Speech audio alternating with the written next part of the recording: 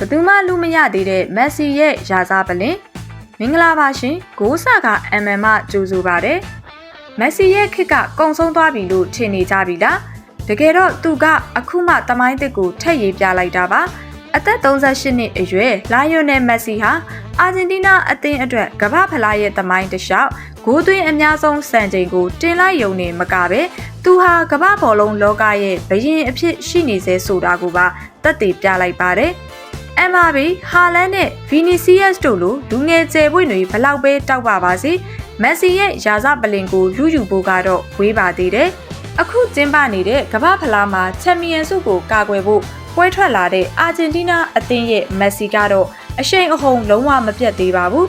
တမိုင်းတစ်လျှောက်ဘဲကစားသမားမှမလုံနိုင်ခဲ့တဲ့ကမ္ဘာဖလား6ပွဲဇက်တိုက်ဂိုးသွင်းယူတဲ့စံချိန်ကိုသူပိုင်ဆိုင်သွားခဲ့ပါပြီဒါရင်မကသေးပါဘူးသူဟာအာဂျင်တီးနားဂန်နဝင်းမာရာဒိုနာနဲ့အတူကမ္ဘာဖလားသမိုင်းမှာဂိုးသွင်းအခွင့်အရေးအများဆုံးဖန်တီးနိုင်သူအဖြစ်ပါပူးတွဲစံချိန်တင်ထားပါတယ်ဒါဆိုမေးစရာရှိတာကမေဂျာလိမှာ3နှစ်လောက်ကစားနေပြီးမကြခင်အသက်39နှစ်ပြည့်တော့မဲ့မက်ဆီကဒီလောက်ကြီးမားတဲ့ကမ္ဘာအဆင့်ပြိုင်ပွဲကြီးမှာဘယ်လိုမျိုးအကောင်းဆုံးခြေစွမ်းနေပြသနေနိုင်ရတာလဲ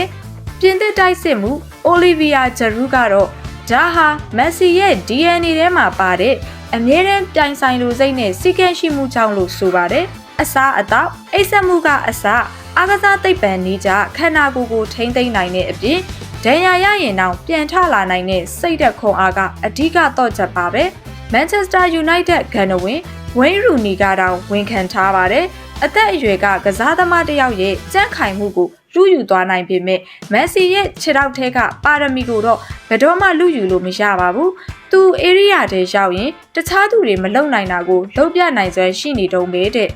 မက်ဆီဟာကွင်းပြင်ပမှာလူအေးလေးလို့ထင်ရပေမဲ့ကွင်းထဲရောက်ရင်တော့နိုင်ကျင်စိတ်ပြင်းပြတဲ့ဘလူးတစ်ကောင်ဖြစ်သွားတတ်ပါတယ်။သူဟာအရာအလုံးကိုအောင်နိုင်ပြီးသားဖြစ်ပေမဲ့ဘောလုံးကိုတော့ကလေးငယ်တစ်ယောက်လိုတာမန်ရိုးရှင်းတဲ့ချစ်စိတ်နဲ့ကစားနေတာဖြစ်ပါတယ်။စန့်ကျင်ဘက်အနေနဲ့သူ့ရဲ့ထာဝရပြိုင်ဘက်အသက်42နှစ်အရွယ်ခရစ္စတီယာနိုရိုနယ်ဒိုကတော့ပေါ်တူဂီအသင်းရဲ့ပထမပွဲမှာရုန်းကန်ခဲ့ရပါတယ်။ရူနီရဲ့အဆိုအရမက်ဆီရဲ့ခြေစွမ်းပြမှုတွေကရိုနယ်ဒိုကိုပောက်ပွဲစီမှာတေးကြပြီးဒီပြိုင်ဆိုင်မှုတွေကလည်းသူတို့နှစ်ယောက်ကိုတမိုင်းတစ်လျှောက်အကောင်းဆုံးတွေဖြစ်လာစေခဲ့တာပါအသက်38နှစ်အရွယ်မက်ဆီဟာဒီတစ်ခေါက်မှလည်းအာဂျင်တီးနားကိုထပ်ပြီးချန်ပီယံဖြစ်အောင်စွမ်းဆောင်ပေးနိုင်အောင်မလားသူတစ်ခါမှမရဘူးသေးတဲ့ရွှေဖနက်စုဂိုးဒန်ဘူးကိုရောဒီပြိုင်ပွဲမှာစုကူးသွားနိုင်မလားဆိုတာရင်ခုန်စွာနဲ့ဆက်လက်စောင့်ကြည့်အားပေးရအောင်ပါ